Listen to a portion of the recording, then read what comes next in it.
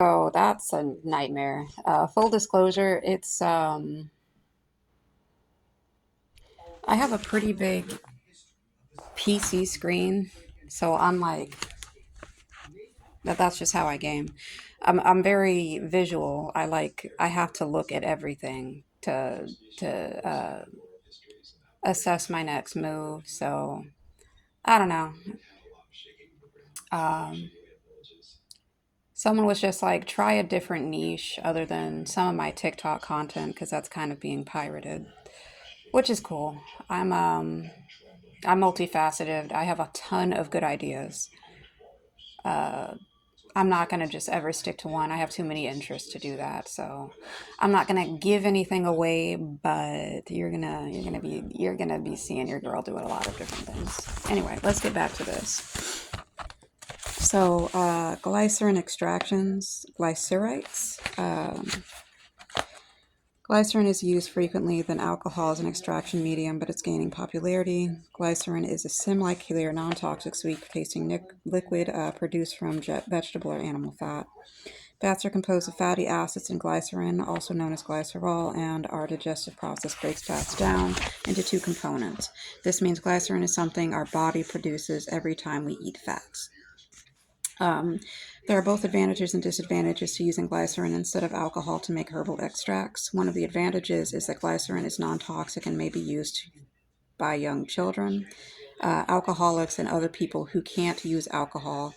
A disadvantage is that glycerites are generally not as potent as tinctures, so larger doses are required. Another advantage of glycerin is that it tastes sweet, so it can be used to mask the bitter taste of many herbs. In this sense, a glycerite is similar to a syrup. However, unlike syrup, glycerites do not spike blood sugar levels in most people. Glycerite is not a sugar and is metabolized via different pathways, so it doesn't appear to raise blood sugar levels in healthy people. Some research indicates that diabetics, however, may still need to be cautious when using glycerite. Alcohol is a better preservative than glycerite or glycerin. I will unfortunately not be able to participate. But there are other things. I wanted to say, like, someone used something to make that Mullen tincture, the one that clears your throat. I got to look at that video again. But it was non-alcoholic, you said, so I got to take a look at that one. Anyway, however, glycerites have a reasonably long shelf life, which is good. We have extensive experience in many glycerites and have found the properly made glycerites have a shelf life of at least 3 years. We have even had glycerites that were still effective after 10 years or more. A disadvantage of glycerin over alcohol is the heat must be used by mixing glycerites. Without heat, glycerin is a poor solvent. It is also more difficult to make fresh plant glycerites, so plant compounds damaged by heat or drying will not be effective extract using glycerin. Glycerin has some therapeutic properties of its own. It is an antifungal and antimicrobial. It is also soothing and emollient, so glycerites are very good for applications where tissues need to be soothed and moisturized. Glycerin will not extract resin or oils, so use alcohol to extract resinous or oily herbs. It is also difficult, if not impossible, to make glycerite preparations of most mucilaginous herbs, but these do not extract in alcohol either. Herbal vinegars or acid tinctures. This is the one I'm interested in. That's why I have that big bottle of vinegar in my cleaning thing. It's not only for like cleaning my floors. I love using vinegar and baking soda for cleaning. When I start to research a little bit more and get to making some of these tinctures, that big boy is going to come in handy. All right, so vinegar is not widely used as an extraction medium, but it is useful in some applications. An herbal extract made with vinegar is usually known as an herbal vinegar and acid tincture. This method is most commonly used with culinary herbs for use in cooking or as a salad dressing, although some medicinal plants have also been made into acid tinctures. Vinegar preparations are generally not as therapeutical, strong, or alcoholic, or glycerin prep as strong as alcohol or glycerin preparations. Okay, as vinegar is not a great solvent for many herbs, constituents. It also has shorter shelf life, and the flavor of vinegar extracts is very disagreeable to some people. We're gonna go outside and read. Yeah, so that's going to premiere. Love it or hate it. Oh my gosh. I almost dropped another charger into my water. Okay, let me go get a blanket. Let me get cozy and we're gonna go outside and we're gonna read.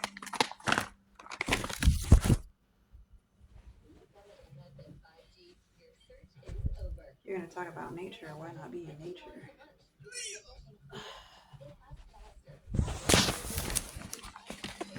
Okay.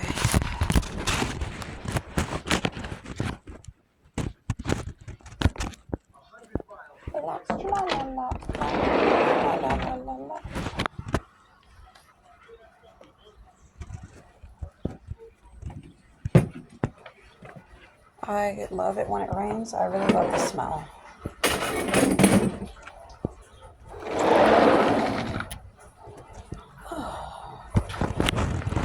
Oh, it's cold over here. Okay. All right, where are we? Vinegar preparations are generally not as therapeutical, strong, or alcoholic, or as alcohol or glycerin preparations as vinegar. It's not a great solvent, and for many herbal constituents, it also has a shorter shelf life. And the flavor of vinegar extracts is very disagreeable to some people. Others love the taste of vinegar, and many find this be a very appealing extraction medium. There are two applications where vinegar is very good. The first is in the extracting minerals from herbs that contain calcium and other alkaline minerals. The second is for extracting aromatics and pungent herbs, as in making fire cider. Some herbs may be extracted in some kind of oil or fat, such as olive oil, coconut oil, or lard. Oil extraction is done to create remedies for topical applications or to be used as a base for making salves and ointments. Oil is a very poor solvent for most herbal constituents, which is why some formulas for making ointments and salves began with water or alcohol-based extraction, to which oil is later added. There are, however, some plants that extract well in oil, such as St. John's wort flowers and mullein flowers. That is what I'm going to make, that tincture right there. So, I mean, I do have olive oil. Maybe I can use that. Herbal oils are very soothing, softening, and emollient, making them good for minor skin problems such as abrasion, burns, rashes, and dry skin. They should not be used as new cuts or wounds, however, because the oil can tap in bacteria in the wound and help the infection spread. Specialized preparations. In addition to the basic methods for preparing herbs that we've listed above, there are some additional, more specialized preparations of which you should be aware. Most of the preparations are industrial applications beyond what the average person can make at home. Nevertheless, you should be aware of these preparations and their uses. Liquid capsules. An interesting new technology in making herbal products is to put herbal extracts in soft gel capsules. We have some of those.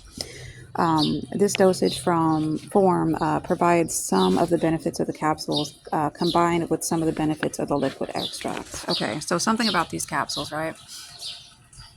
When you're using like vitamin E and fish oil, actually, those capsules are like you're not getting the full benefit of what you're taking. So when I'm usually using like vitamin E, fish oil, any other things like that, I usually try to take them out of the capsules. And then you do have to look at what you're using, right? So the vitamin E that I'm using in there, it's like something I got from Goodwill or whatever. And I just use it as like a topical ointment. It really helps with like my acne and grow my eyebrows back. But most of the time that is like maybe 5% vitamin E extract, and the other percent are like preservatives, other oils, things that they mix in. So look at the brands. I do need to do a little more research if I'm going to make like mullein capsules. I want ones that are as thin as possible, maybe, not like the ones that you get in stores. And this isn't going to be something used for sale. This is going to be like for personal use. I heard that mullein is really good for like sore throats and everything. So let's see. These products can be very effective, but they are more costly than capsules or extracts. At this point, only a few herbs are available in this form, and it's not a dosage form you can make at home. Sure. Standardized extracts. Quality herb products such are have always been standardized, meaning that the way they were produced was consistent. That is, made accordance to some standard manufacturing process. Herbal products that were part of the United States Pharmaceuticopedia in times past were manufactured to USP standards. This designation still appears on some over-the-counter products at the drugstore. So again, do your research. Look at what you're actually buying. The medicines that I do have in there, I had to look at for a really long time to see what the actual benefits are. One of my main focus was to have the hair on my face growing back, like in a good way. Get rid of this, like, I used to have like a really, really huge dark ring around my lips. That did not help with the she's a transgender allegations, by the way. But I was able to see what kind of formulas, creams, ointments, natural herbs, oils, whatever's from the store to help out with that. And my skin is almost completely clear. I would gather in about another month, I won't really need to wear makeup at all. I'm barely wearing any right now. Okay. So, this designation still appears on some of the over-counter products at the drugstore. Standardization meant that the materials was harvested correctly and verified as being the correct plant part. The raw material as also met the specific quality control standards. Okay, so everyone's been going crazy because Nebraska had shut down they want to shut down like the CBD trade in some of these vape stores, and everyone's like turning it on their head, like, why, this isn't okay. So some of that shit is not being manufactured correctly. Some people are actually getting very, very sick because of it.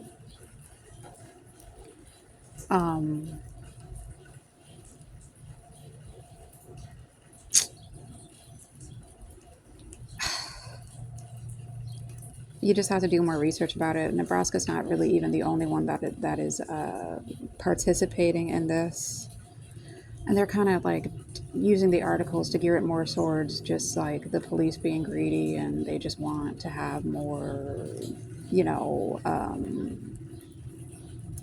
want to be able to make more arrests, which is half true, but it really is like a lot of these manufacturers are not doing what they're supposed to be doing. And that's all I can really say about that. A lot of them are really good. A lot of them are reputable, but some of the companies that they're getting these products from are definitely not. They're cutting corners, and then it's costing people like a lot health wise. But anyway, all right. So standardization meant that the material was harvested correctly and verified as being the correct plant part. The raw material also met specific quality control standards. The material was then extracted using the same proportions of herbal material and menstruum each time. The tincturing or processing time was also standardized to a specific period of time. Today, the term standardized usually has a very difficult meaning. Modern standardization started in 1992 as a result of the laws in Germany that were required manufacturers to standardize their products to create a guaranteed posting. Sorry, I just read an article that flashed across the screen that said like a squirrel was responsible for a power outage. That's tragic. All right, to create a guaranteed potency of a particular constituent. This form of standardization grows out of the orthodox scientific view that herbs owe their efficiency. They spelled that wrong. To specific chemical compounds, usually referred to as active constituents. Many people think that the standardization movement is a step forward for herbal medicine, but the people who tend to be the most resistant to the professional clinical herbalist, these people who have the most practical experience with herb often find that these standardized extracts don't work as well as the whole herb. True. It's better raw. In fact, standardized flies in the face of traditional herbal wisdom, which is that the whole is greater than the sum of the parts. Okay. So what do they mean by this? Everything that you see in store, it comes from nature, but the way that a lot of it is being produced is very it's just a soulish cash grab. They want to be able to create more products using less of their products, using less of their workers and time. And you would think, that that's just common sense, but it's not. It really lessens the quality. The vitamin E that I have in my cabinet, to get the full effects that I wanted, I would have to get about, I want to say, 5 bottles of those, truly. Okay, so whole plants contain thousands of chemical compounds put together in extremely complex ways. Most herbalists believe that the synergy of the... I'm not going to be reading too long. I think I'm going to finish off with these two. Synergy of the compounds often creates better effect than any single compound or group of compounds in the plants. In contrast, the standardized extract uses various solvents to isolate or at least concentrate specific compounds considered to be active, leaving the other compounds which may have synergistic effects behind. So standardized extracts are more like modern pharmaceutical drugs than whole herb products. This does not mean that they're not useful. It means that they should not be viewed as equivalent of the actual herb. Very true. You're going to your doctor, you're paying some people pay thousands of dollars for some of the medicine that's made. Well, what is that medicine made from? Plants, venoms, nature. But it's becoming very artificial. It is becoming a soulless cash grab to such a degree that they don't even care who is in that pharmaceutical company, who is producing it, and why it's not working as effectively. And it is because they're trying to have the products. And before, when these things were made, it was to bring out the full benefit of it. But now it's kind of like, if a person is healthy, then you can't make money off of them. You need to keep them coming back for more. So a lot of these medicines are going to be made to be addictive or produce half the effects. Look for holistic healing. It's not like, y'all know what I've been up to. I'm very open about my history about substance use. But, once you find the cure that you need, then it's not really necessary. You don't need it. Anyway, let's see. Examples of this type of extract include curcumin, a compound from the turmeric. Oh, okay. Or berberine. And I'm sorry if I butcher some of these words. I'm going to look up the proper pronunciation. Or antimicrobial compound found in plants like gold seal or oregano grape. These types of extracts have the same relationship to medicinal herbs that vitamins and minerals and supplements have to food. You don't need all these protein powders. You don't need a lot of what you're buying overpriced in the store. You can literally go out and find it. And I'm not saying you have to go vegan or anything like that. Definitely make sure you're, getting your proper nutrients, but make sure who you're getting it from is reputable and make sure that it's actually nutritious. Okay, so they are not equivalent. Standardized extracts have their place. In fact, some of the botanicals need to be used in this manner for proper safety and dosage. For example, all of the research done on the benefits of ginkgo biloba was done on a standardized extract. The whole leaf was not used in a traditional herb medicine, and that does not have the benefits of the standardized extract. Standardization can be used to reduce toxicity in botanicals that may have other compounds that are undesirable. It can also make dosing of strong botanical compounds more precise, such as using the acetogenins. I'm going to have to look up that word. From pawpaws as an anti-cancer remedy. There are a number of problems with these products that the consumer should consider. First, standardized increases the cost of herbal products to the consumer without necessarily resulting in a more effective product. This was something that Dr. Sebi preached. He preached a whole lot of holistic health, and that a lot of people with these ailments, other than the ones that are permanent. I'm not saying, toss your doctor to the side. I'm saying find a balance. Like some people can go to the doctor and get healed, but some of those same people, they can go for years, rack up thousands of medical charges, and the solution they find is usually like, I just needed to change my diet. I just needed to eat this. I needed to cut out that. You know what I'm saying? So there are a number of problems with these products that consumers should consider. First, standardization increases the cost of herbal products to the consumer.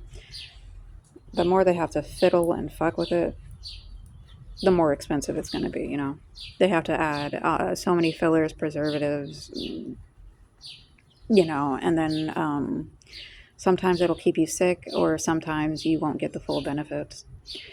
All right, so without necessarily resulting in a more effective product. Second, there is not always agreement as to which compound should be standardized. And compounds left behind may also be therapeutically valuable. For example, a curcumin-free extract of turmeric was found to still have anti-inflammatory properties, demonstrating that it isn't just the curcumin in the turmeric that is anti-inflammatory. So I posted a video earlier over what I found in Walmart, and it was a detox. And it was made of like turmeric, lemon, and of course you're buying it store-bought, then it's not, we make a lot of things that are like, we make food and shit that is meant to outlast humans, and that shit's not good for you. So, do your own research, find out what's best for you. I'm not a doctor, I'm not a scientist. I'm trying to be a student and a teacher.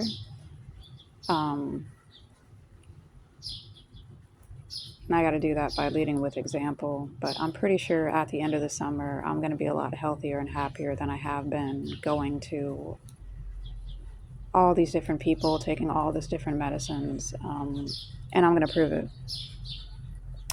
So let's see. Demonstrating that it isn't just curcumin and the turmeric that is anti-inflammatory. Furthermore, modern standards are not created by an objective third party like United States Pharmacopeia, nor are they based on clinical experience from practicing herbalists. The standards are created by the pharmaceutical and not natureceutical companies, okie dokie, often reflecting research done on the constituents rather than the whole herbs. There's also issue of the chemical solvents that are used selectively extract and concentrate active constituents at the expense of others. This is what I was talking about, all of those crazy stuff that they put in it. Are traces of the compound still present in the product. In summary, standardized extracts create a more specific or a medicine-like action by providing a standardized level of specific plant constituents. Although this may help with dosage regulation and consistency, the product is no longer an herb, just as an orange and vitamin C pill are very different. A whole herb is very different from standardized extract. The synergy of ingredients found in the original plant is lost, which in many cases means that the product may not be as effective as the less expensive whole herb. All right, here's my favorite, and this is like, man, YouTube and these influencers ruined this completely by making it seem something that it's not. But we're going to get on essential oils. So an essential oil is also known as a volatile oil. It is a concentrated extract of volatile constituents and herbs. They are compounds that evaporate from a plant to give it its characteristic aroma. We discuss aromatherapy in more in chapter 10, but here we will introduce them. Like a standardized extract, an essential oil is not the same as an herb from which it comes.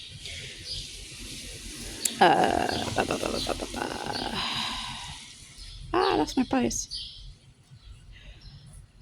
Okay. It is a concentrated component of the herb, but does not contain all of the other compounds found in the plant. Again, this is important to understand, as many people will attribute therapeutic properties to an essential oil that are found only in the actual herb. 90% of the time you're buying those essential herb, you're buying a smell and you're buying oil. You are not buying the herb. Essential oils are highly concentrated substances, which means they do not have the same degree of safety that a whole plant has. Essential oils can irritate sensitive skin or mucous membranes. Many are toxic and should never be used internally. All of them saying that you need to put the essential oil in those humidifier thing. You need to read the back of that shit. Some of that shit, it's not meant. It's like, remember when it started to be cool to vape alcohol? Remember that dumb nonsense? It was like that. Terrible idea. Just because it's popular doesn't mean it's good. Okay, many are toxic and should never be used internally, and even oils that are generally recognized as safe, GRAS, may have toxic properties when ingested in larger quantities. With an essential oil, 1 drop is fairly large dose. Like the taste of a plant, the aroma of essential oils have a very direct and immediate impact on body functions via the nervous system. This means that it is usually not necessary to ingest an essential oil to obtain its benefits. The safest way to use them is to smell them or dilute them and use them topically. Take lavender, for example. What do we associate lavender with? Calmness, tranquility. It has absolutely no reason to be made into an essential oil. You don't need it in a candle. Buy it, dry it, burn it, sage it, that type of thing. You're putting like the essential oil in those whatchamacallits. It's just not effective. Some of those candles that I'm using, those little square ones that go in like the heated ones, I like those. The smell does not last as long because I'm buying like some smell good stuff that I like combined with like the actual herb or whatever it is put into it. It's not meant to last that long, to be honest. What else?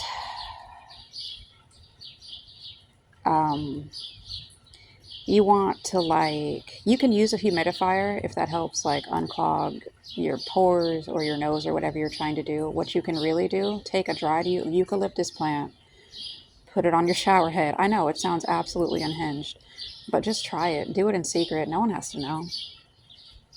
Say I'm crazy in public, and then in private, just try it. Use a eucalyptus plant. Tie it to your shower head.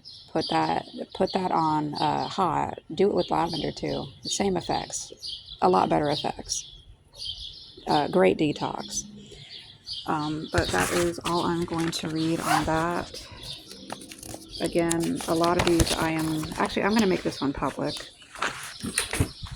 It's definitely not going to be monetized because I'm coming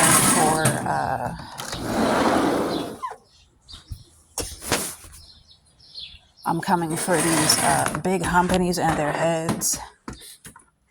And more often than not, I'm going to get the, what is that one YouTuber's name? I'm going to get the troll treatment where like a bigger YouTuber is going to look at my content, break it down, and then start pointing out, well, this is like the fact checkers. Yeah. And that's okay. I'm going to allow that. Because my day one people are going to understand you got to fact check the fact checkers. You got to fact check who put them onto your content. Perhaps are they being paid to,